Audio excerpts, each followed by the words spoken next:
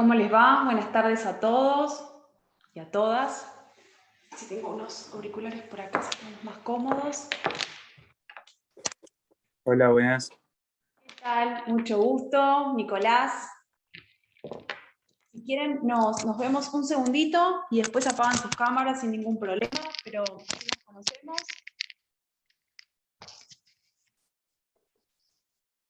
¿Cómo les va? Bueno, un gusto de reunirnos en este cuatrimestre nuevamente. Mi nombre es Silvina Álvarez Ferrari, yo soy ayudante en esta cátedra a cargo de la doctora Fernández. Ustedes ya han tenido una clase, no, tuvieron una clase con la doctora Rotonda y una clase con la doctora Bengoa. Ayer, no sé, creo que con Guillermina o con Silvia tuvieron, no lo sé. Con Guille, ok. Esperen que tengo como el volumen bajo y los escucho medio bajo. Vamos a subir un poquito más acá, a ver si puedo subir acá. Ahí estamos. Bueno, ¿qué decirles con respecto a familia? Un minuto nada más me voy a tomar de tiempo antes de empezar con la unidad número 2, los puntos 8 y 9. Las chicas les deben haber dicho, no voy a ampliar demasiado, es una materia familia, bueno, ¿qué les vamos a decir nosotros? Es una materia que nos llena, que es una materia muy familiar para ustedes, valga la redundancia. ¿Por qué? Porque todos tenemos a nuestro alrededor a alguien que tiene un proceso de familia o nuestros propios padres han atravesado un divorcio. Son cuestiones muy sencillas y es muy probable que ustedes cuando salgan a trabajar, cuando tengan su título, una de las primeras cuestiones que ustedes tengan sean cuestiones de familia, pues son cuestiones sencillas y son cuestiones que muy numerosas, mucha cantidad de trabajo. Por eso nosotros les tratamos de que sean muy estrictos con el vocabulario que ustedes utilizan, sobre todo en la parte de familia. ¿Por qué? Porque parece que es todo lo mismo y no es todo lo mismo cuando hablamos de cuestiones de familia. Una cosa es la privación y otra cosa es la suspensión. No puedo utilizar una palabra por la otra. Entonces, si bien la lectura les va a resultar sumamente amena, les pido que sean bastante detallistas al momento del estudio, ¿sí? Para precisar los conceptos. Material de estudio, los que la doctora Fernández ya ha posteado en el campus. Cualquier texto que ustedes quieran utilizar está muy bien. Nuestra modalidad de clases es que terminamos la clase y les subimos el PowerPoint y un material de estudio para acompañar, que no es excluyente, solo por si no tienen otros textos de los cuales ustedes estudiar. Y no se ciñan solamente al Power, ¿sí? El Power es una ayuda, es una guía, es un recurso académico que utilizamos, que nos sirve a nosotras como docentes y creo que les sirve a ustedes como alumnos para hacer más amena la clase y para tener una guía, ¿sí? Pero complementenlo con algún otro texto. En el campus también están nuestros correos electrónicos. Si tienen algún inconveniente, el cuatrimestre pasado hubo algunos compañeros que no sé por qué, por cuestiones administrativas, no pudieron ingresar al campus. Desconozco cuáles eran los motivos. Nos intercambiamos un celular y yo le pasaba a uno de ustedes los power o la información a través de WhatsApp y lo íbamos solucionando. Así que plena predisposición para escucharlos, para acompañarlos en este proceso de desarrollo y de crecimiento y de aprendizaje. La mayoría, en realidad todas las docentes de esta comisión somos miembros del Poder Judicial en distintas cuestiones, en distintos puestos dentro del Foro de Familia, así que nada, nos apasiona, nos compenetramos mucho con la materia, así que todo lo que podamos aportarles a su disposición, ¿sí?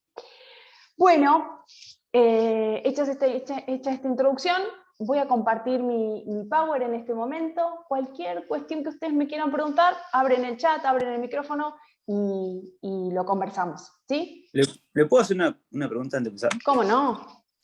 No, que estoy leyendo, viste, el manual de Chechil, algo así. De Chile, sí. Chile. Y nada, y constantemente hablan de emplazamiento. Quisiera saber a qué se refiere porque lo busqué y me parece como intimar, pero... ¿Ya llegaste a afiliación? ¿Estás leyendo afiliación? Porque emplazamiento es No, una palabra... Estado de familia, ¿viste? Estoy hablando. Estás con estado de familia, muy bien. Emplazar es ubicar, darle el lugar, ¿sí? Cuando hablemos de filiación vas a ver que vamos a hablar todo el tiempo de emplazamiento en el estado filial. ¿Eso qué quiere decir? Que es darle el lugar, ubicarlo, ¿sí? Eso significa emplazar dentro del ámbito de familia, ¿sí? Gracias. Por favor. Bueno, si a ustedes les parece bien, voy a compartir mi PowerPoint desde el principio.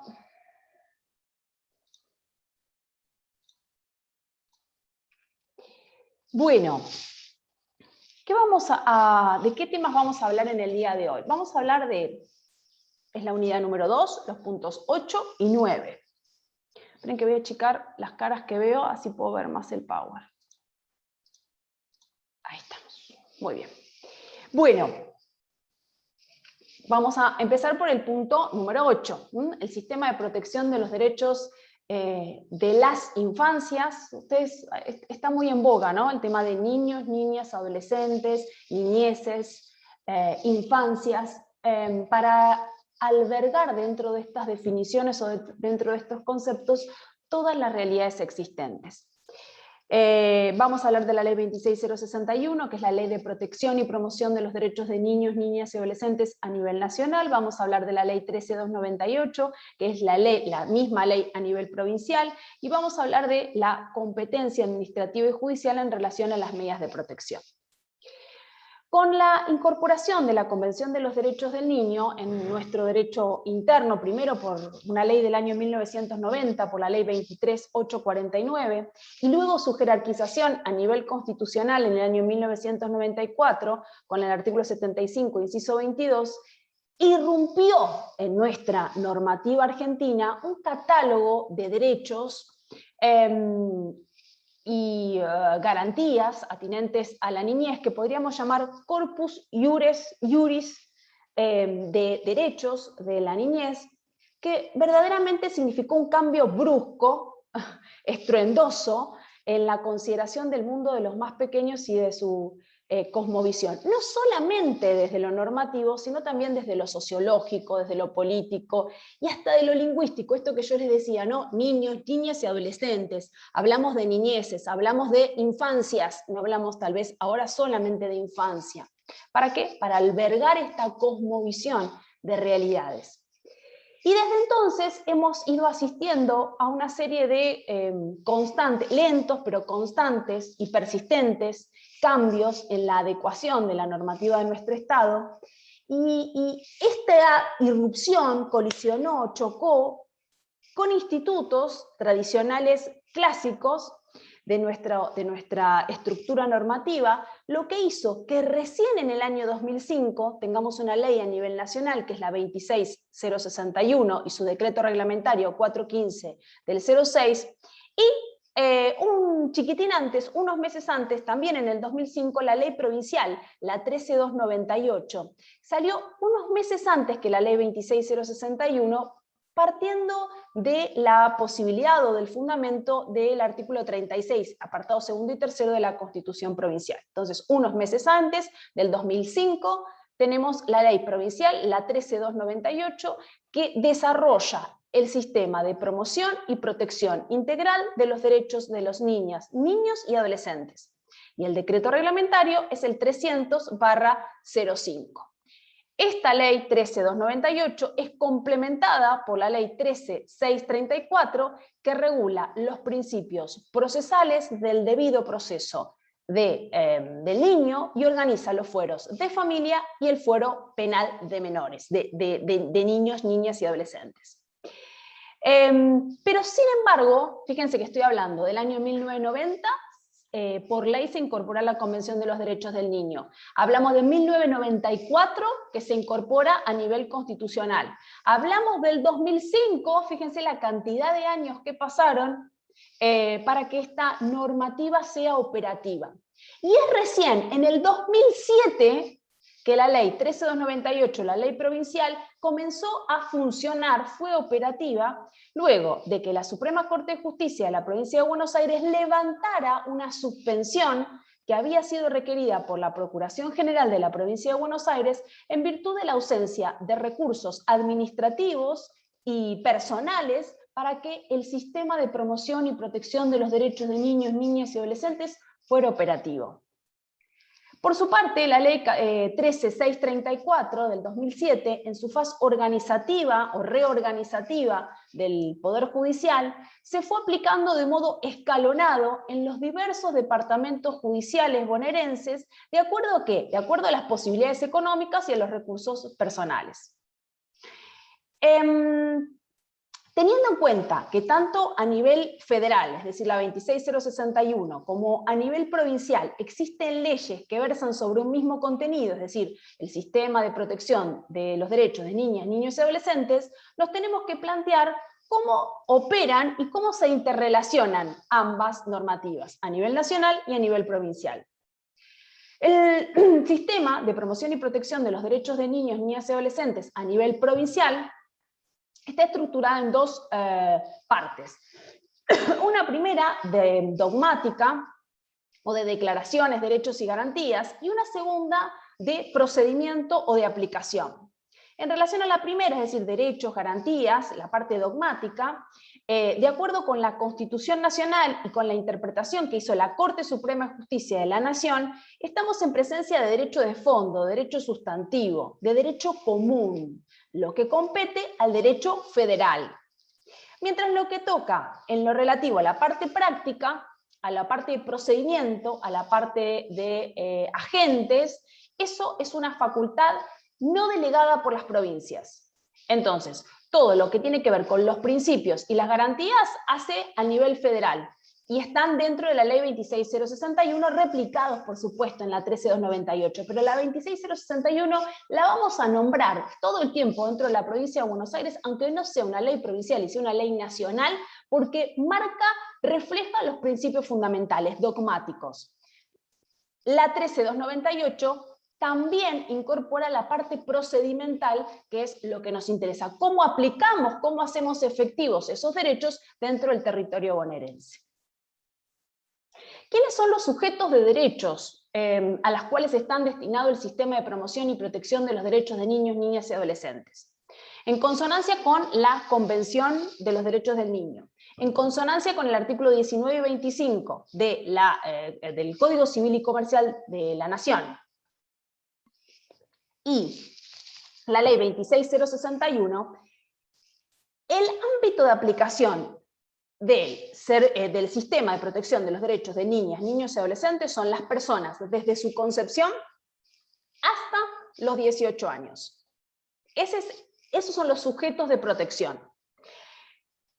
Pero hay otro sujeto más que es indirectamente sujeto protegido por el sistema de protección, que es la familia de los niños, niñas y adolescentes. ¿Por qué? Porque es el núcleo social, básico, primario, fundante, donde los niños, niñas y adolescentes desarrollan sus derechos.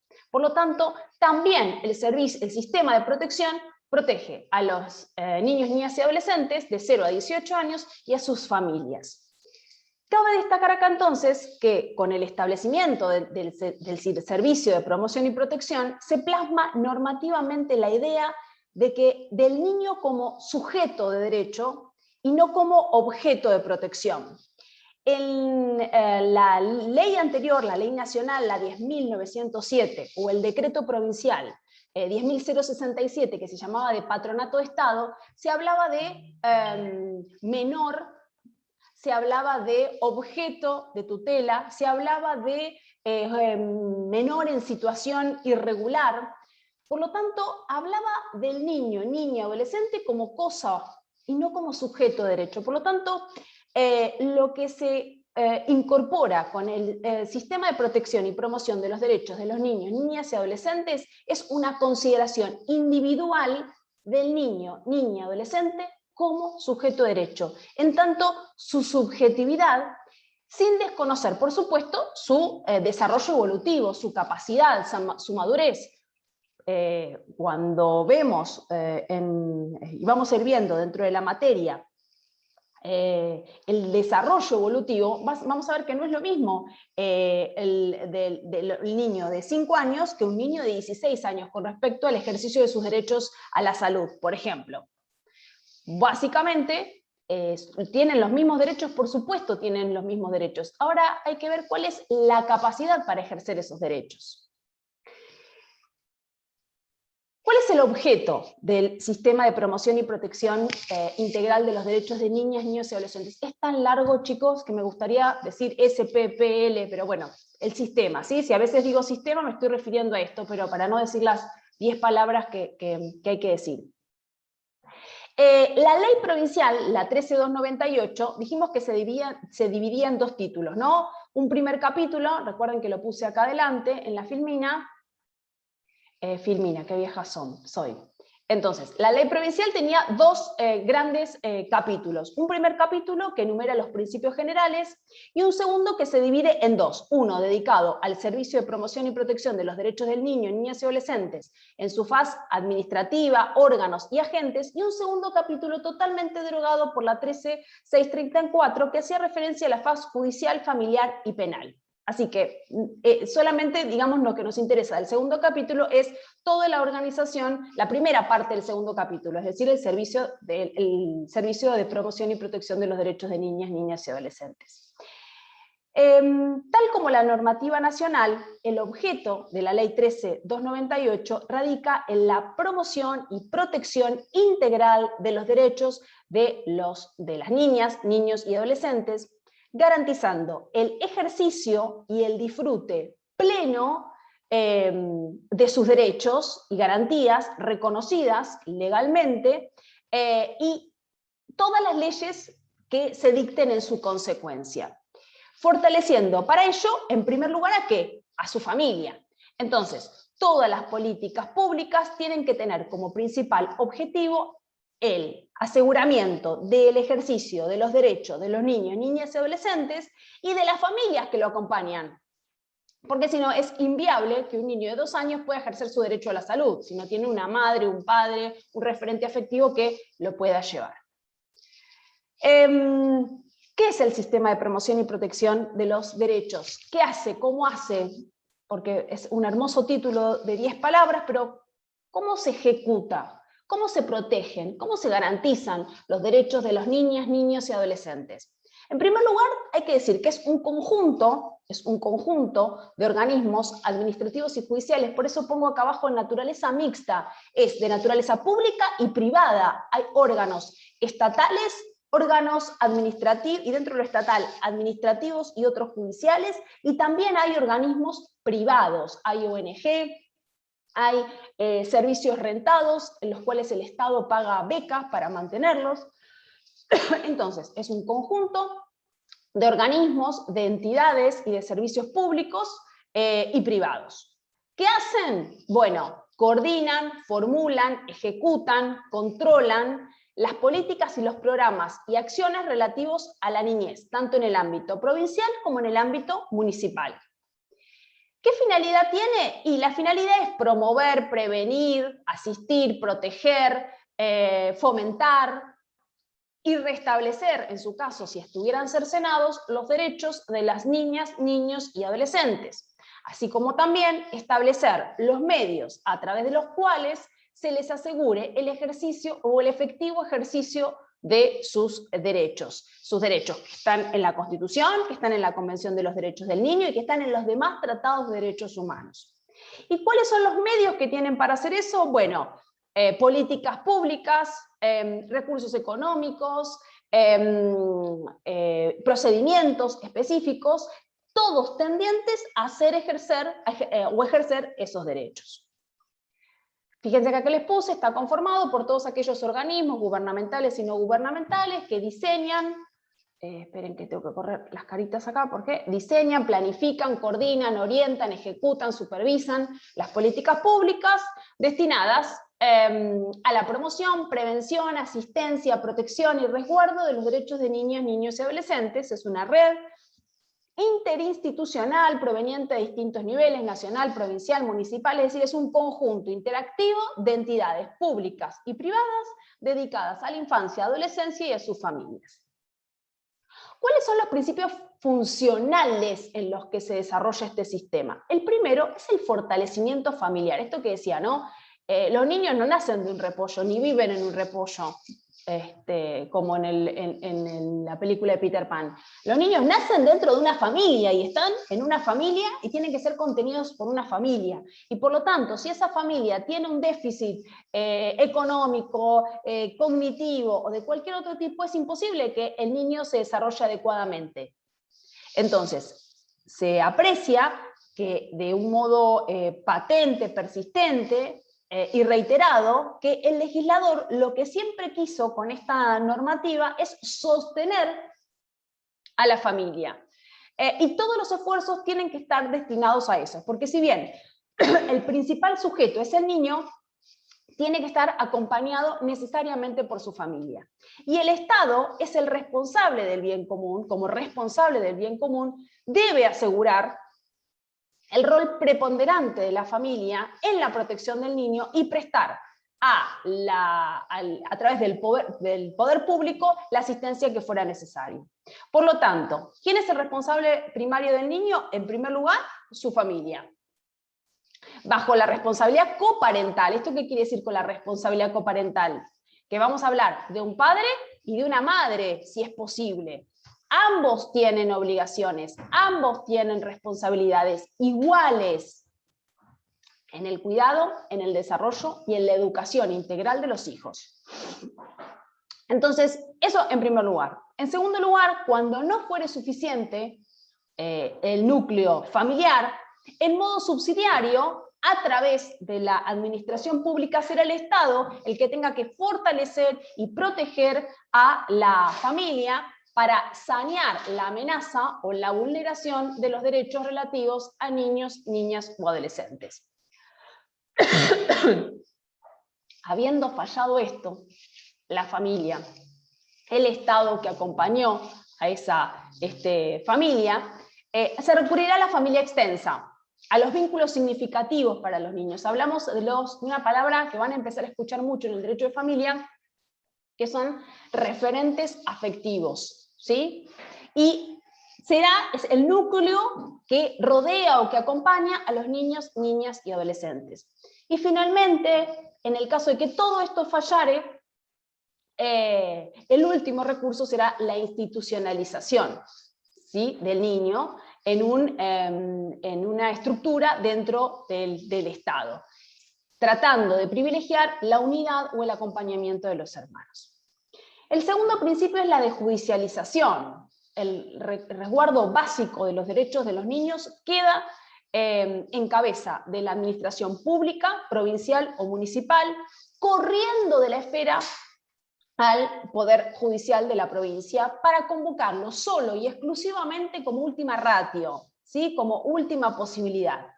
Ello conforme el esquema republicano de división de poderes, por ser la administración pública la que debe fijar y llevar adelante las políticas públicas. El Poder Judicial no está para hacer asistencialismo, no está para dar un programa, o para dar un bolsón de comida, o para dar un colchón. El juez está para decir: usted tiene su derecho a ser Senado, lo voy a garantizar y le ordeno a usted, Estado provincial, le ordeno a usted, Estado nacional, le ordeno a usted, Estado provincial, cumpla con asegurarle una vivienda a este niño, o la asistencia a la salud, o la asistencia a la instancia escolar, o lo que fuera.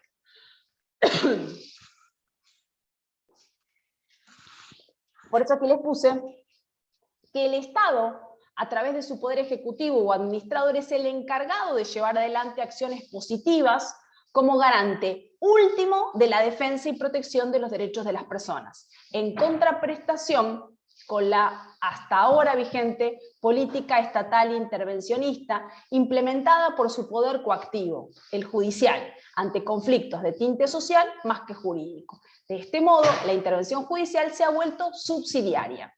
Si ustedes le preguntan a sus padres cómo era antes del 2000, cómo era, y estaba lo que llamaban los tribunales de menores, ¿sí? los tribunales de menores en los cuales se hacía asistencialismo, se buscaba la beca, se le da... No es esa la función del Poder Judicial. El Poder Judicial se tiene que limitar a cuestiones jurídicas, y todo lo que tiene que ver con cuestiones de asistencia, promoción, protección, tiene que ver con el Estado, con la administración pública, con el Poder Ejecutivo, en cualquiera de sus alas o de sus estructuras, de nación, de provincia o municipio. Esperen que voy a traerme un poquito de agua. Ya que mi hijo me está haciendo ruido, ustedes escuchan ruido por acá, es mi hijo que se le ocurrió venir a la cocina, le voy a pedir agua. ¿Me traerías un poquito de agua, por favor?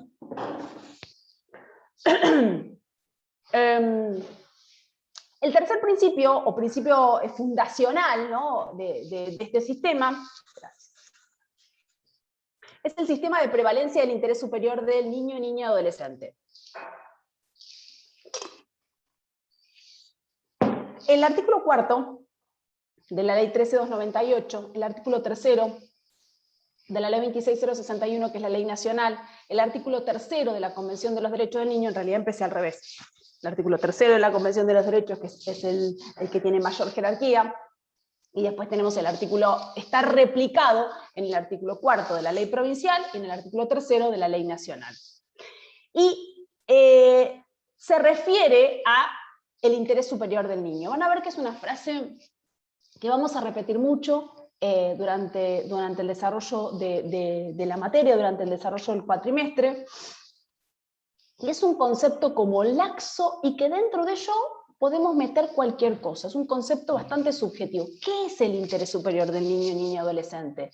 Y tal vez para mí es una cosa, y para, no sé, Nicolás, que me acuerdo porque recién hizo la pregunta, es otra, que es el interés superior del niño.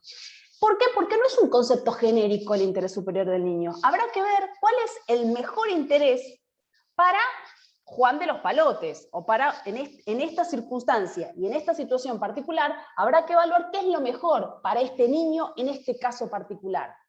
No hay algo genérico para decir para todos, por supuesto, más allá de las verdades de perogrullo, que debe prevalecer su derecho a la salud, o debe privilegiarse su derecho a la salud, pero estamos hablando cuando están en juego, en un caso puntual, ¿cómo merituamos qué es mejor? El papá dice que una cosa es un papá dice que tiene que ir a un colegio privado, católico, porque le dan clase todos los días, y porque él siempre fue a un colegio católico, y bueno, quiere que su hijo tenga la misma convicción religiosa. Y la mamá dice que no, que es mejor un colegio público porque se comparte distintas realidades niños, y además porque le quiere dar la libertad de elección el día de mañana de su convicción religiosa.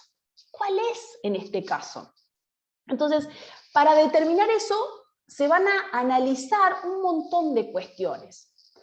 Como definición genérica, vamos a decir que es la máxima satisfacción integral y simultánea de sus derechos en un marco de libertad, respeto y dignidad para lograr el desenvolvimiento de sus potencialidades y el despliegue integral y armónico de su personalidad.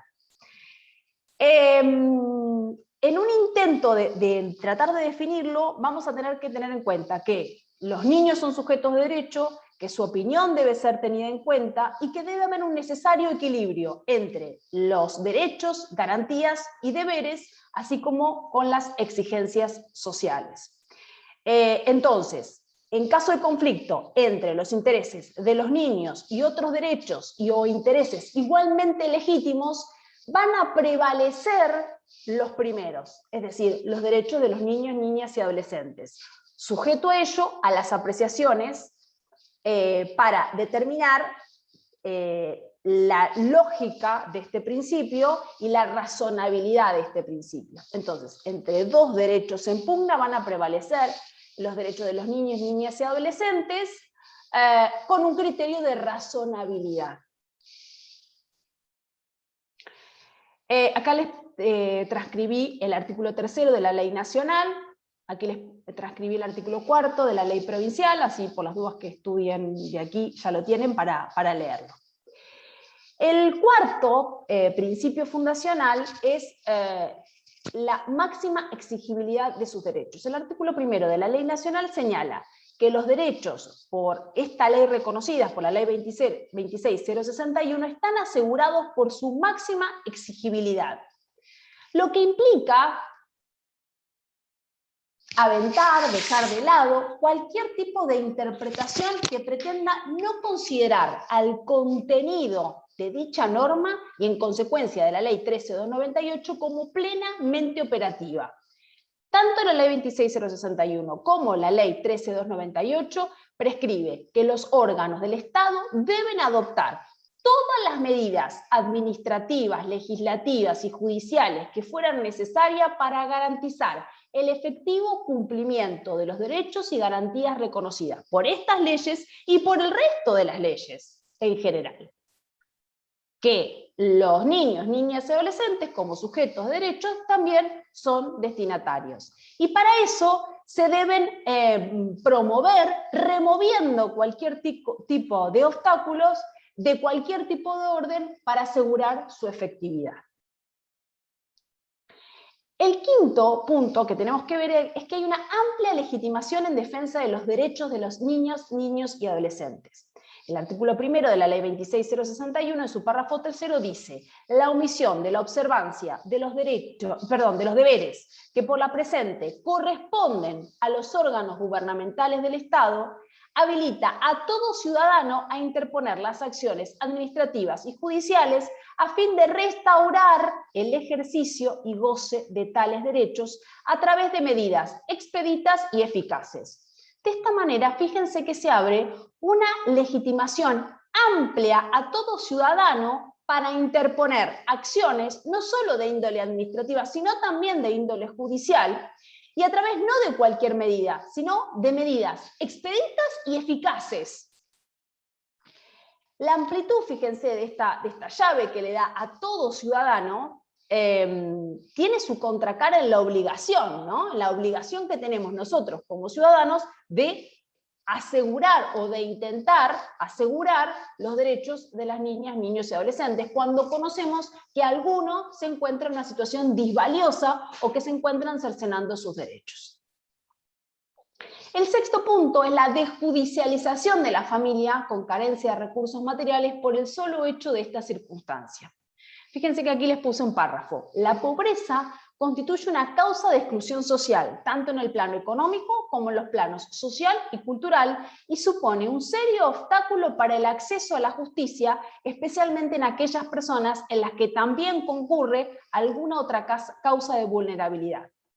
En consonancia con esto, el preámbulo de la Convención de los Derechos del Niño refiere que no se hará distinción por motivo de posición económica. Y esto va en consonancia con el artículo 2 de la opinión consultiva 17, que también está regulado en el artículo 33 de la Ley 26061 y en el artículo 9 de la Ley bonaerense de la 13298, en el cual se aclara que la ausencia o la carencia de recursos económicos, ya sea circunstancial, permanente, transitoria o de cualquier tipo, de ninguna manera constituye una causa para la exclusión del niño, niña o adolescente de su grupo familiar o la institucionalización. Es decir, porque esté un niño en situación cirugiando con su padre, eso no quiere decir que esa sola circunstancia sea un motivo para disponer una medida de protección en relación a ese niño. Ahora bien, tendremos que evaluar que esté yendo al colegio, que tenga su calendario médico al día, es decir, tengo que fortalecer a ese grupo familiar.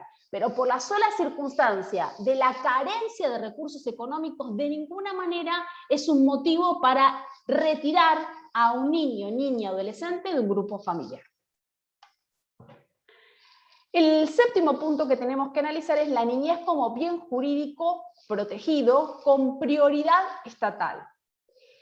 Si bien el rol del Estado es subsidiario en relación a la familia y en relación a la comunidad de origen, estos deben contar, los niños, niñas y adolescentes, deben contar con políticas públicas destinadas a su protección.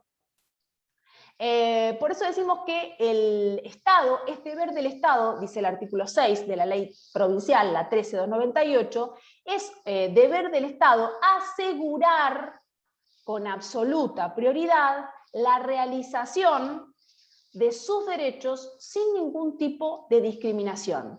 Y esto comprende, dice el artículo 7, la protección y el auxilio a la familia y la comunidad de origen en el ejercicio de los deberes y derechos con relación a los niños. La asignación privilegiada de recursos públicos en las áreas relacionadas con la promoción y protección de la niñez y la preferencia de atención en servicios esenciales, en formulación y ejecución de políticas sociales públicas, en la formación de redes sociales que contribuyan a optimizar los recursos existentes. ¿Quiénes son los agentes y operadores del sistema? ¿Hasta aquí se entiende? Es básicamente una enumeración de derechos los que hemos hecho hasta ahora y cuáles son los pilares fundamentales del sistema de protección y promoción de los derechos de niñas, niños y adolescentes, ¿correcto? Hablamos quiénes son los sujetos y hablamos cuál es el objeto del sistema. Agentes y operadores del sistema. Dijimos que era un sistema mixto, que tenía agentes públicos y agentes privados, en una íntima correlación. Si hablamos de los agentes públicos, vamos a tener una autoridad provincial de aplicación, que es el Organismo Provincial de Niñez y Adolescencia. Tiene a su cargo el diseño, la instrumentación, la ejecución, el control de las políticas públicas en relación a la niñez en la provincia.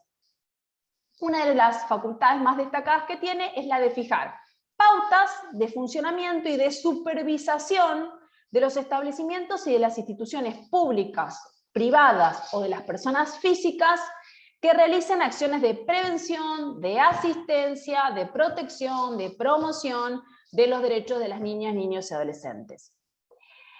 Después tenemos, fíjense que todo parte del Ministerio de Desarrollo Social. Estamos hablando del Poder Ejecutivo de la Provincia de Buenos Aires. Ahí está el Ministerio de Desarrollo Social y de eso depende la autoridad de aplicación, que es el Organismo Provincial de Niñez y Adolescencia, se llama. Y del Ministerio de Desarrollo Social también dependen estos dos otros dependencias, que son los servicios zonales de promoción y protección de los derechos de niñas, niños y adolescentes, que está creado por el artículo 18 del Decreto Ley 300/05 de la Provincia de Buenos Aires, en los cuales se ubican jerárquicamente los servicios locales y las autoridades de aplicación. Actúan como un órgano superador de los conflictos a nivel municipal, ¿sí? O a nivel primario, y son un órgano como de supervisión. Y después están los servicios locales que dependen de la municipalidad. Fíjense que acá estoy hablando de otra parte del Poder Ejecutivo, servicios locales de promoción y protección de los derechos de los niños, niñas y adolescentes, que también está en el artículo 18, que son los órganos de la administración pública que actúan en cada municipio bonaerense. Puede haber uno o más, en Mar del Plata hay muchos, hay, no sé, 7 habrá por lo menos, algunos también a veces abren, otros cierran por falta de recursos económicos, y es el contacto directo con los niños, niñas y adolescentes en el terreno. Es decir, es importante, ¿por qué? Porque es el que está en el barrio, en el basural, por ejemplo. Hay un servicio local en el basural, y nadie mejor que estar en el barrio para conocer quiénes son los niños que se encuentran cercenados o vulnerados en sus derechos, quiénes son sus familias, conocer a los referentes afectivos, quién es la que se encuentra, la señora que está en el comedor, que es el que tiene registro de todos los niños del barrio, si les ha pasado algo. Entonces, es muy importante que el servicio local esté en el barrio, porque yo, si desde La Plata no me voy a enterar dónde está el cercenamiento de los derechos de niñas, niños y adolescentes en Mar del Plata. Tengo que estar en el barrio, tengo que ponerme las botas y tengo que empezar a caminarlo para saber qué es lo que le pasa a los chicos de mi barrio. Hay otros organismos más, nos vamos a quedar en esto, yo quiero que ustedes sepan estos nada más, que es lo más importante, que son los servicios locales. No es lo más importante, sino los que más contacto van a tener. Los servicios locales son los que están en el campus, dependen de la municipalidad, están en el campo de trabajo, ¿no? No en el campo fáctico, sino en el campo de trabajo, en el terreno, como les dicen las trabajadoras sociales. Sobre eso tenemos los servicios zonales, que dependen de la provincia de Buenos Aires, que es un órgano de supervisación de la actividad de los servicios locales y de superación de los conflictos.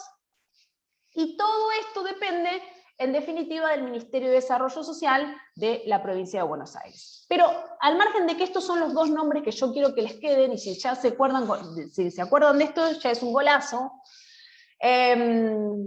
Quiero nombrarles el registro, el REUNA, que es el Registro Estadístico Único de Niñez y Adolescencia, REUNA, esa es la sigla, que es un sistema integrado informático de la niñez y de la adolescencia, creado por la ley 317 del 2011, que depende del Ministerio de Desarrollo Social, y su función es organizar y sistematizar la información en un ente único y descentralizado que incluya todos los indicadores en relación a los niños, su monitoreo, la evaluación, las políticas públicas establecidas. ¿Qué es esto? Es el niño, niña o adolescente que ingresa en el servicio de protección y promoción de los derechos de niños, niñas y adolescentes tiene un legajo único, en el cual dice, bueno, Silvina Álvarez Ferrari ingresó, se la encontró robando en un par de zapatillas en Rossi. Entonces ingresó al juzgado de responsabilidad penal juvenil. Se llamó a la madre, no se la encontró, entonces se la institucionalizó. Estuvo institucionalizada por el término de 3 meses, se trabajó con la familia, se reforzaron sus derechos, se reingresó a su familia. Al año, Silvina Álvarez Ferrari fue encontrada en situación de calle con aparente consumo de sustancia. El servicio local toma una medida de abrigo, llama y la institucionaliza en el Hogar APAN de Mar del Plata. Se trabaja con ella por el plazo de 3 meses, se restituyen sus derechos y reingresa a su familia. Esto es el REUNA. Es la historia en un legajo digital en el cual todos los operadores van volcando la información y sirve para que todos conozcamos qué es lo que se está haciendo con respecto a ese niño, niña o adolescente. ¿Hasta acá vamos bien? Dígame que sí. Bueno. ¿Cómo se abre el sistema? ¿Todos los niños de la ciudad de Mar del Plata, todos los niños de la provincia de Buenos Aires están dentro del sistema de promoción y protección de los derechos de niñas, niños y adolescentes? No. Si no están cercenados sus derechos, no hay nada por el cual el Estado tenga que meterse en la vida de. Ahora bien, un niño que no va al colegio y lo detecta, y voy a decir el Einstein, por decir cualquier colegio, porque no estamos hablando de niños necesarios, solo la pobreza, son los niños en situación de pobreza. Un niño que va al Einstein, que los padres no lo mandan al colegio, le están cercenando su derecho a la educación. También se encuentra cercenado. O un niño que tiene que ser sometido a un tratamiento médico y los padres no lo cumplen, también están cercenando en sus derechos. Por lo tanto, ahí también sería parte del sistema de promoción y protección. El Estado tendrá que asegurarle esos derechos, ¿sí? Entonces, ¿todo niño está dentro o debe ser parte del sistema de protección? No, solo aquellos que tengan vulnerados sus derechos. Entonces, ¿cuál es la llave? ¿Cuál es la puerta? ¿No? ¿Cómo se abre este sistema de promoción y protección de los derechos de niños, niñas y adolescentes? Cuando exista una amenaza o vulneración de sus derechos. ¿Y quién es el sujeto activo? Bueno, el sujeto activo es los niños, es su familia, y ¿quién lo debe denunciar? Lo tiene que denunciar el propio niño, el sistema, el colegio, las autoridades, los vecinos, los referentes afectivos, ¿sí? Y esa intervención no es una intervención, pero que quiero llegar a esta filmina, que la tengo acá, cachito para atrás, ahora volvemos para acá, pero quiero acá. ¿Cuál es la llave? La amenaza o la vulneración. ¿De quién? ¿De niños, niñas, adolescentes o de las familias de esos niños, niñas o adolescentes? Porque muchas veces no sé si habrán escuchado o habrán prestado atención, que se habla de que el Estado, el Poder Judicial intima a la municipalidad a que le otorgue una casa a la señora X. ¿Por qué? Que tiene que tener determinadas características, porque tiene un hijo con discapacidad o con una patología que solo puede vivir en un lugar que sea séptico, limpio. Por supuesto que si esa familia no tiene los recursos económicos para tener una casa, tiene una casa en la cual no tiene piso, no tiene revoque las paredes, ese niño no puede vivir. Entonces, ¿es por culpa de los padres? Y no, los padres no tienen los recursos económicos, no es por negligencia, es porque no tienen los recursos económicos. Entonces, ¿cómo se abre la llave del sistema de promoción y protección de los derechos de niñas, niños y adolescentes frente a una situación de amenaza o de vulneración de sus derechos? ¿Quién puede hacer la denuncia? Cualquiera. Acuérdense que es amplio. Los agentes públicos y privados, en primer lugar, están doblemente obligados. El docente, el médico de la sala, el enfermero de la sala de salud, del hospital, de la clínica 25 de mayo, todos están más obligados aún. Pero un vecino que ve a un niño en situación de calle también tiene la obligación. Y esa intervención del Estado no es una intervención no discrecional. ¿Qué quiere decir esto? Es decir, no puede decir, bueno, yo veo, evalúo si intervengo o no intervengo. Tiene la obligación de intervenir y además tiene que haber un servicio las 24 horas abierto, disponible. Por eso hay un número telefónico que es el número 102, en la cual uno puede llamar en cualquier momento del día y va a haber un operador de calle que le va a dar una respuesta frente a una situación. ¿Cuál entonces es la conducta que produce la apertura del sistema de promoción y protección? Una acción u omisión. Acción u omisión. En tanto constituye una posible amenaza, en tanto que esa acción o esa omisión constituya una amenaza o una vulneración de los derechos del niño, niña o adolescente. Amenaza o vulneración parecería que fueran dos cosas distintas, está en la ley así, la verdad es que no hay una diferencia muy notoria, y además, tanto, digamos, intervenir, obstaculizar, que serían las características de la amenaza, o impedir, negar, que serían las características de la vulneración, en los términos prácticos es lo mismo, los utilizamos como sinónimos, ¿sí? Cualquiera de estas dos situaciones, ya sea la amenaza o la efectiva vulneración de los derechos de niños, niñas y adolescentes, produce la apertura del sistema. ¿Y cómo es esto? A ver. Esperen que vuelvo para atrás. Este lo tengo que arreglar las filminas, no sé por qué las dejé así desordenadas. Bueno. Se denuncia la amenaza o la vulneración de los derechos de niños, niñas y adolescentes. De este modo, se activa la intervención de la administración pública. En primer lugar, del órgano más cercano, del Servicio Local de Promoción y Protección de los Derechos de Niñas, Niños y Adolescentes. ¿Y cuál es su primer objetivo? Su primer objetivo va a ser constatar la certeza de la amenaza de la vulneración de los derechos de niñas, niños y adolescentes. ¿Y para eso qué va a hacer? Bueno, en primer lugar lo va a citar a sede, fíjense que acá les puse más atrás un cuadrito, que les voy a... que queda como chiquito acá, pero después, si ustedes, como yo les voy a dar en formato PDF, lo pueden abrir. Fíjense, yo iba a abrirlo como si pudiera acá, bueno, no importa. En primer lugar, es la comunicación o presentación de la situación de una amenaza o vulneración de derechos de gravedad, consultas o pedidos de asesoramiento. Entonces, en primer lugar, voy a ver qué pasó, voy a citar a sede, incluso con peticiones de auxilio de la fuerza pública al juzgado de familia, si yo no puedo traerlos a la municipalidad, a la sede del servicio local, deberán actuar siempre para evitar todo tipo de amenaza o de vulneración. En el caso de que constaten la existencia de esa vulneración o esa amenaza, deben tomar medidas de protección. Las medidas de protección son amplias. Fíjense acá, se los puse. Esperen que voy para atrás. Fíjense el artículo 35. Comprobada la amenaza o violación de derechos, podrán adoptar las siguientes medidas. Fíjense, de la A a la G, vamos a leer.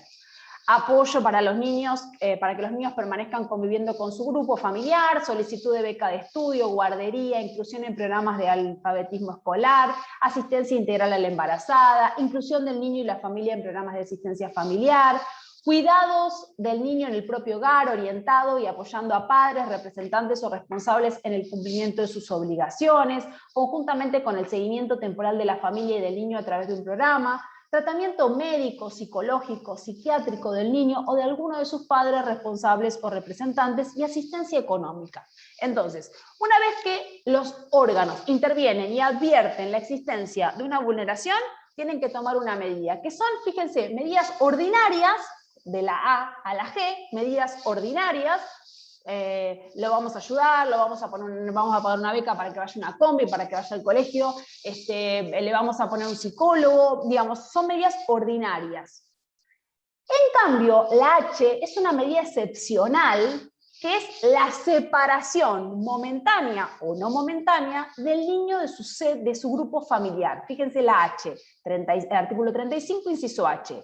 Con carácter excepcional y provisional, se puede disponer la permanencia temporal en ámbitos familiares alternativos o entidades de asistencia social y o salud, con comunicación de lo resuelto dentro, bueno, eso es parte del procedimiento. Entonces, puedo hacer el servicio local, fíjese que tiene un montón de posibilidades para hacer, pero si advierte que todo lo anterior, ya ayudé a la familia, ya la puse en un programa, ya le di una beca, ya le di asistencia psicológica, si todo eso falló, bueno, tiene una última alternativa, que es el inciso H, que es separar provisoriamente, a veces digo no es provisoriamente, es en forma definitiva, pero el primer criterio es provisoriamente, separarlo de su grupo familiar, buscar dentro de la red ampliada familiar, a ver con quién podría estar este niño, niña, adolescente, y si no existiese esa red ampliada de familia o referentes afectivos, bueno, la institucionalización que dijimos que es la última ratio. Todas estas medidas que tomen, las del 35, tienen que ser medidas con un límite temporal, es decir, tienen un origen y un final, son revisables las medidas periódicamente de acuerdo a su naturaleza, no pueden implicar la privación de la libertad ambulatoria, es decir, la detención, tampoco está prohibida la coerción, ¿no? Queda expresamente disponer medidas de coerción para que el niño no deje los programas. Yo no le puedo decir, bueno, te voy a dar 1.000 pesos para que vos sigas en el programa. Todas las medidas tienen como objeto la prioridad familiar y, por supuesto, estos incisos son meramente enunciativos. Pueden haber otros programas más. Uno cuando trabaja con la familia, trabaja con la creatividad. ¿Por qué digo esto? Porque cada familia es distinta y cada familia puede tener una necesidad distinta. Lo que sí, estas medidas también deben trabajarse en forma coordinada. ¿Qué quiere decir esto? Recuerden que estoy hablando como de dos estamentos distintos. Estoy hablando de un nivel municipal, estoy hablando de un nivel provincial, entonces todos los organismos tienen que trabajar en forma coordinada. Fíjense que acá les puse cuáles son las pautas de aplicación de las medidas. Son para la promoción, para el acompañamiento, para el apoyo de la familia y para evitar la separación de los niños de sus familias en forma injustificada. Bueno, esto es lo que les dije recién, son revisables, son acotadas en el tiempo, no pueden implicar la privación de la libertad, se tiene que priorizar a la familia, etcétera, etcétera. Es lo que recién les dije, pero aquí para que lo lean. Y fíjense que la actuación de los organismos debe estar enmarcada en procedimientos administrativos, es decir, no puede ser arbitraria. Y esa intervención tiene que ser gratuita, tiene que asegurarse el debido proceso, debe impulsarse de oficio y es totalmente informal a favor del administrado. es decir, el sujeto de derecho, no hacia la municipalidad. La municipalidad tiene que ser formal en lo que está haciendo. Bueno, esto es lo que les decía, qué es lo que da origen a la intervención, es la situación de amenaza o vulneración, ya sea por parte del Estado, por parte de la comunidad o por parte de su propia familia. Aquí les copié un cuadro extraído de una revista de UNICEF, de un artículo de Marisa Herrera, que me pareció tan claro el cuadro, cómo se desarrolla el proceso administrativo. Todo el proceso inicia, como yo les decía, con la denuncia. ¿Qué hace el servicio local? Abre el proceso, el legajo administrativo, evalúa la existencia o no existencia de la vulneración de los derechos, notifica a las partes interesadas. Si lo comprueba la existencia de la amenaza, va a disponer o va a incluir en los programas necesarios para limitar o para hacer cesar la violación de los derechos de los niños, niñas y adolescentes.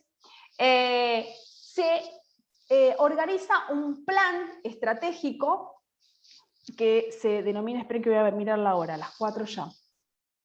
Un plan estratégico que se llama PER, esperen que voy a ir avanzando un poco rápido porque si no, no vamos a poder ver todo. Se organiza un plan estratégico de intervención. ¿Qué quiere decir esto? Se llama PER, Programa Estratégico de Restitución de Derechos, en el cual se dice, bueno, el derecho vulnerado es este, yo propongo, mi plan de trabajo es este, las metas son esta, y lo vamos a reevaluar cada 45 días. Por eso hay un PER de 45, 90, 120, y el plazo máximo de las medidas que tome el órgano administrativo son 180 días. Una vez llegado al término máximo, 180 días, se evaluará la situación y si se restablecieron los derechos de ese niño, niño adolescente, el servicio local se retira, se restituye todo a la faz familiar y se retira y se da por finalizado.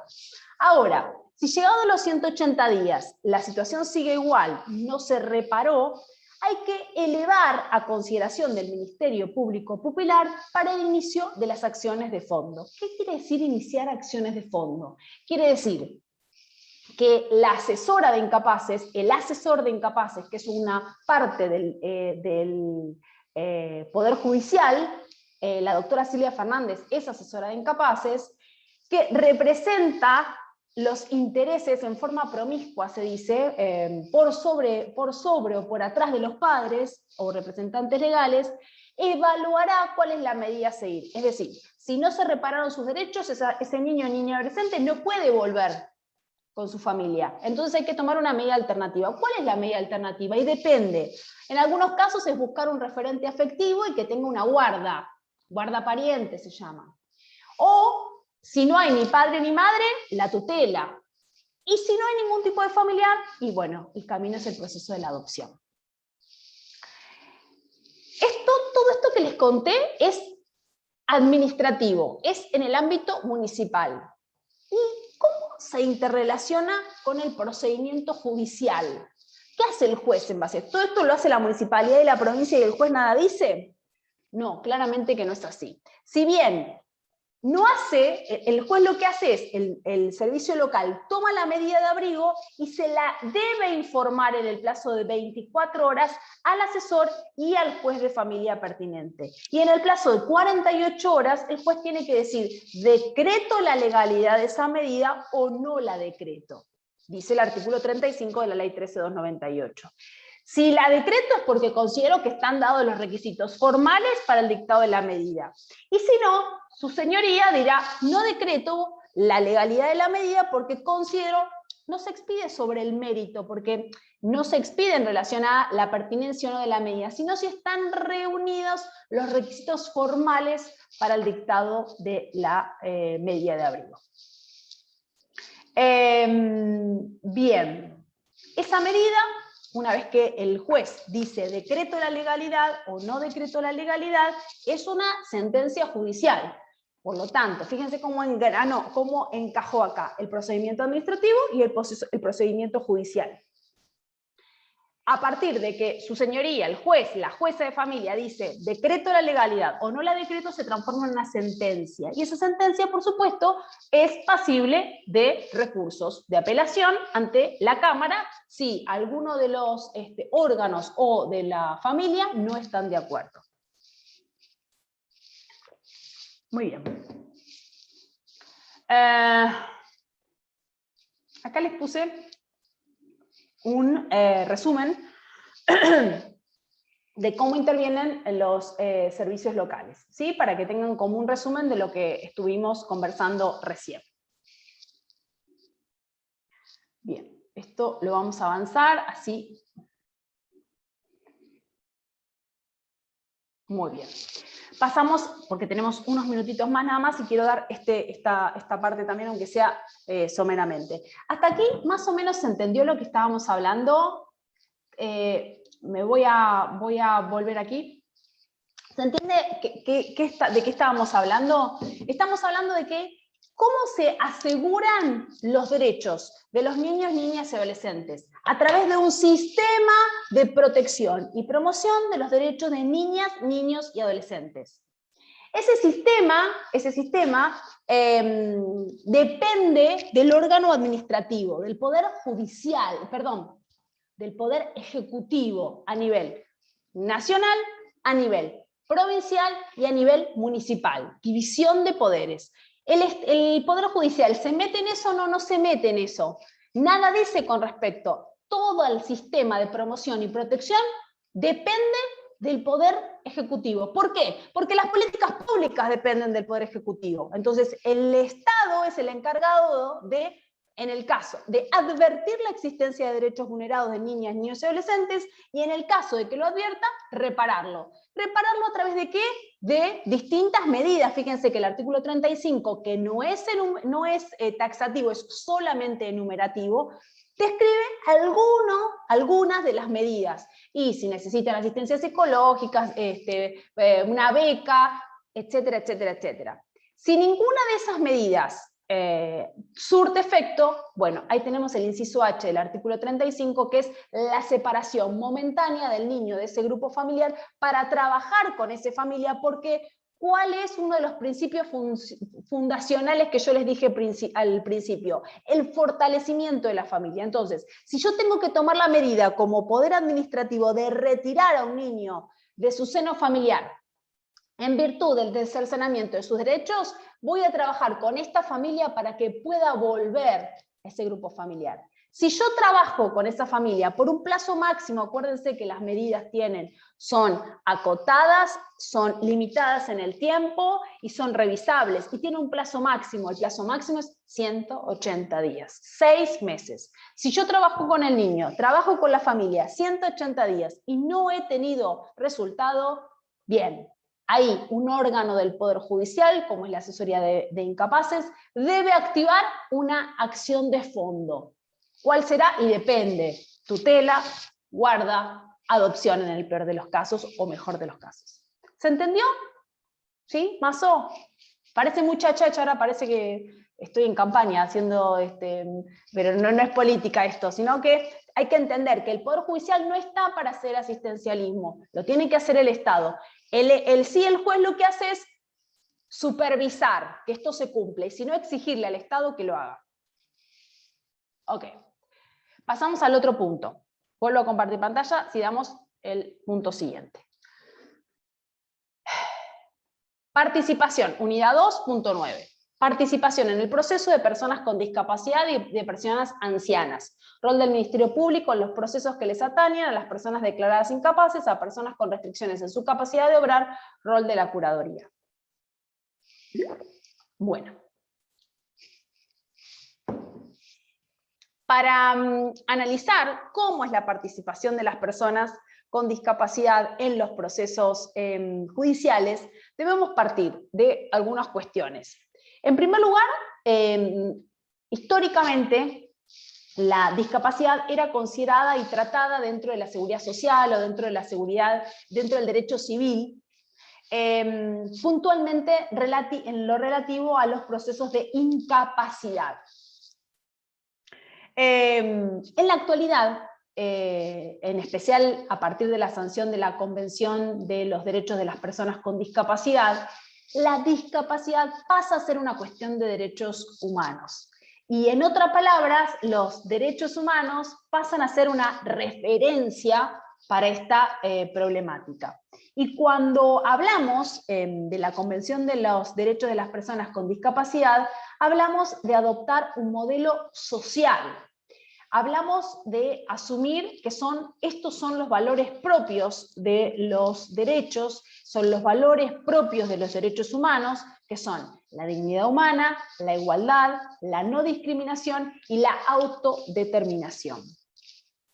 La dignidad humana se refiere, como dice Adorno, dice, la dignidad intrínseca se refiere al valor que posee todo ser humano en virtud de su mera condición humana, sin que ninguna cualidad adicional le sea exigible. Se trata de un valor que está indisolublemente ligado al propio ser de la persona y por ello es el mismo para todos y no admite grados. En este sentido, todo ser humano, aun el peor de los criminales, es un ser digno y por lo tanto no puede bajo ninguna circunstancia ser sometido a tratamiento degradante o inhumano como la tortura o la esclavitud. Entonces, cuando hablamos de dignidad humana y hablamos de sus implicancias en el contexto de la discapacidad, se desprende que las personas con discapacidad gozan del derecho a la dignidad por su mera condición de ser humanos, al igual que las personas que no presentan discapacidad. Entonces, cuando hablamos de dignidad, hablamos de que es algo intrínseco de la persona humana, no de la persona con discapacidad o persona sin discapacidad. La persona con discapacidad tiene una patología clínica, pero no deja de ser persona por eso. El segundo punto fundamental es el principio de la no discriminación, artículo 2 de la Convención Internacional de los Derechos de las Personas con Discapacidad. Y define este artículo 2 de la Convención, por discriminación, define que por discriminación por motivos de discapacidad se entenderá cualquier distinción, exclusión o restricción por motivos de discapacidad que tenga el propósito o el efecto de obstaculizar o dejar sin efecto el reconocimiento, goce o ejercicio en igualdad de condiciones de todos los derechos humanos y libertades fundamentales en los ámbitos político, económico, social, cultural, civil o de otro tipo, incluye todas las formas de discriminación, entre ellas la denegación de ajustes razonables. Y ahora vamos a ver qué son los ajustes razonables. El tercer punto, la tercera base, es el derecho a la autodeterminación de las personas con discapacidad también. Y se define como aquel espacio de libertad reservado a la persona en el que cada uno define cómo quiere realizar sus propios planes de vida. Este derecho, en el marco de la discapacidad, se asocia con el reconocimiento del ejercicio de la capacidad jurídica en igualdad de condiciones. Cuando hablamos del modelo social que tiene la Convención de los Derechos de las Personas con Discapacidad, hablamos de una modificación del modelo.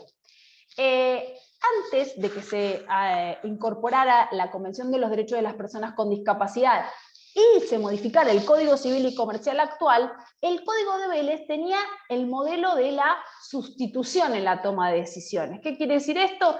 Que una persona con alguna patología psiquiátrica se le designaba a una persona, un curador, que sustituía su voluntad en la toma de las decisiones. En cambio, actualmente tenemos el modelo de apoyo en la toma de decisiones. Este es el paradigma seguida por todas las legislaciones internas que han adherido a la Convención de los Derechos de las Personas con Discapacidad.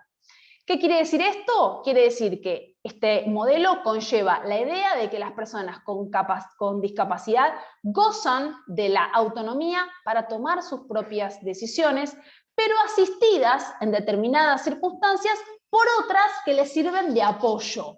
Entonces, la regla es la capacidad, la excepción es la incapacidad. Esa persona que tiene una patología psiquiátrica requerirá en determinadas circunstancias el apoyo o el acompañamiento para la toma de decisiones, pero no para todo. El artículo 12 de la Convención de los Derechos de las Personas con Discapacidad afirma que las personas con discapacidad tienen derecho al reconocimiento de su personalidad jurídica. Esto implica una garantía para todo ser humano y que debe ser respetado como persona titular de personalidad jurídica, y es un requisito fundamental el reconocimiento de su capacidad jurídica. Las personas con discapacidad tienen la misma capacidad jurídica en igualdad de condiciones que los demás en todos los aspectos de su vida. Es decir, si se le restringen los derechos a una persona por su condición de persona, es correcto que se le restrinjan a las personas con discapacidad. Ahora, no es correcto al revés, ¿no? Que por su discapacidad se le restrinjan los derechos. Perdón si escuchan perros, pero estoy en mi casa, por supuesto. Bien. Entonces, las personas con discapacidad, perdónenme, ya se va a callar el perro. Las personas con discapacidad gozan de la autonomía para tomar sus propias decisiones, asistidas en circunstancias particulares por otras que ofician de apoyos en el ejercicio de su capacidad jurídica. Este apoyo deberá ser proporcional a las necesidades de la persona y deben ser diseñadas para cada caso en particular, teniendo en cuenta los requerimientos concretos según la persona y según la situación. Por eso, cuando vean o cuando veamos procesos de determinación de capacidad, vamos a ver que las sentencias no son todas iguales para todas las personas que tengan una patología. ¿Por qué? Porque hay alguna persona que necesita un acompañamiento o un apoyo en el ejercicio de sus derechos como madre o como padre, o en la administración de su dinero, pero en el resto de las cuestiones puede llevar al chico al colegio, puede firmar sus cuadernos, puede ejercer su responsabilidad parental. Por eso hay distintos niveles cuando hablamos de limitación o de restricción de las capacidades de las personas, y hay también distintos niveles de acompañamiento si fuere necesario. Fíjense que la observación general número 1 del Comité sobre los Derechos de las Personas con Discapacidad de la ONU se refiere a esto y dice que la Convención reconoce que el tipo y la intensidad del apoyo variará notablemente de una persona a otra debido a la diversidad de las personas con discapacidad. En este sentido, continúa la observación general diciendo que lo expresado es acorde con lo dispuesto en el artículo 3º, inciso D de la Convención, en la que se describe como un principio general de la Convención el respeto por las diferencias y la aceptación de las personas con discapacidad como parte de la diversidad y de la condición humana. En este modelo social, las salvaguardias deberán estar previstas y extenderse en el tiempo lo que dure la medida de apoyo, y no más que eso. Y deben producirse ajustes razonables. ¿Qué son los ajustes razonables? Son aquellas modificaciones y adaptaciones necesarias y adecuadas que no impongan una carga desproporcionada o indebida cuando se requieran en un caso particular para garantizar a las personas con discapacidad el goce o ejercicio en igualdad de condiciones con los demás de todos los derechos humanos y libertades fundamentales. ¿Qué quiere decir esto? Si yo, por ejemplo, si un niño para ir al colegio, un niño con silla de ruedas, ¿es una discapacidad? Sí. Para ir al colegio, lo único que necesita es una rampa para subir la escalera, eso se llama ajuste razonable. Si yo con ese mínimo esfuerzo logro asegurarle el ejercicio de sus derechos, eso es lo que corresponde hacer. No hace falta cercenar la capacidad. No vas al colegio porque no puedo o tengo otro tipo de sistema de apoyo. Solo debo hacer ajustes razonables para que esa persona, por sus propios medios, pueda ejercer sus derechos.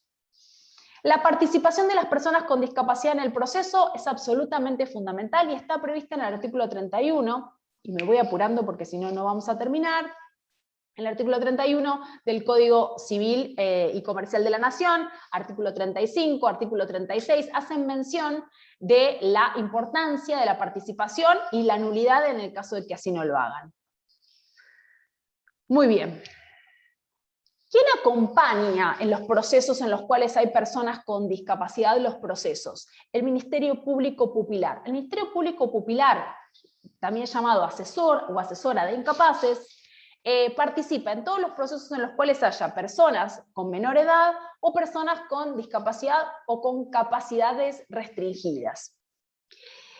Y en el caso de las personas con discapacidad que no tuviesen un representante que pudiese servirle de sistema de apoyo, el Estado le nombra uno que se llama curador zonal. La Curaduría General, dice el artículo 108 de la Ley de Ministerio Público, que es la 14442, establece que la Curaduría General de Alienados dependerá de la Defensoría General y estará integrada por curadores oficiales que dependerán funcionalmente del Curador General. Actuará de acuerdo a las instrucciones y reglamentos que dicte el Defensor General y los acuerdos que éste celebre con la Suprema Corte.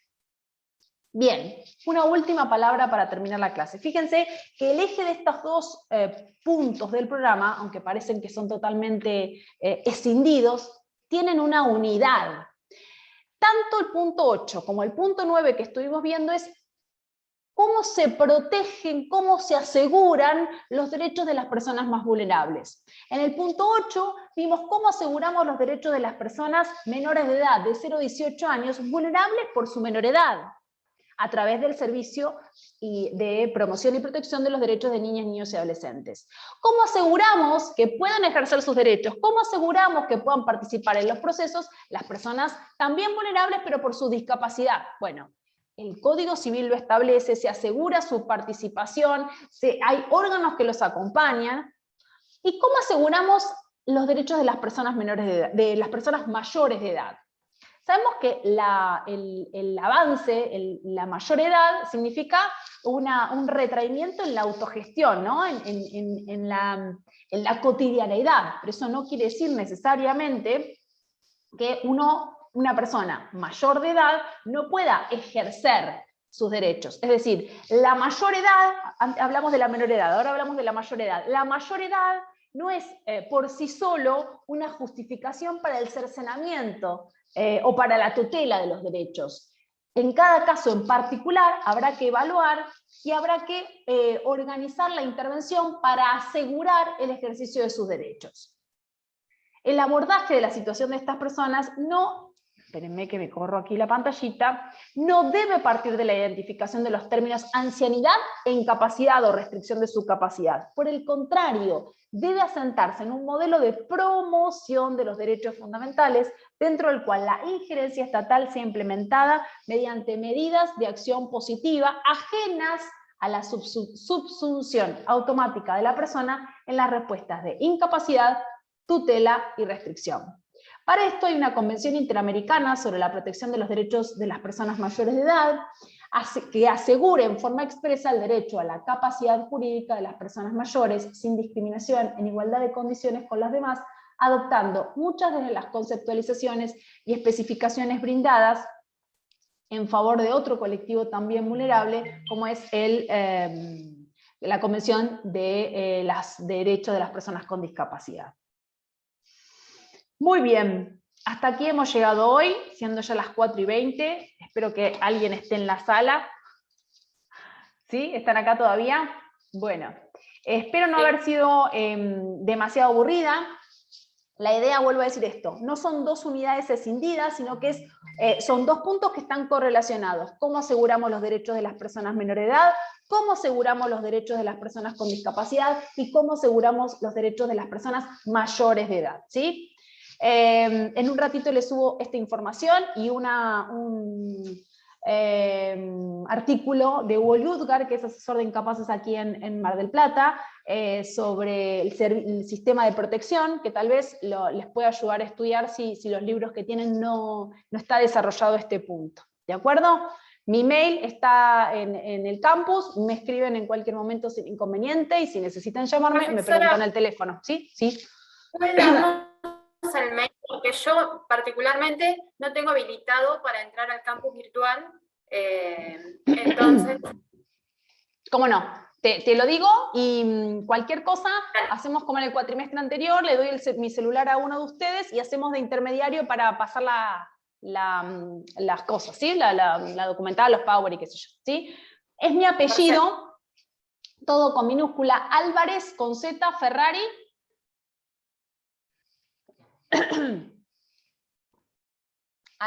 @yahoo.com.ar. Bueno, y les dejo mi celular, cualquier cosa, alguno de ustedes, traten de no escribirme todos juntos, así no tengo 18 cosas, pero se organizan entre ustedes y me escribe uno para, si no pueden acceder, así les paso la info por WhatsApp, ¿sí? 2236 03 91 26. ¿Sí? Lo único es eso, traten de coordinarse entre ustedes y nos manejamos a través de uno, así hacemos más fácil. Chicos, cualquier cosa a su disposición. Nos vemos la próxima. Chau, chau. Gracias, hasta luego.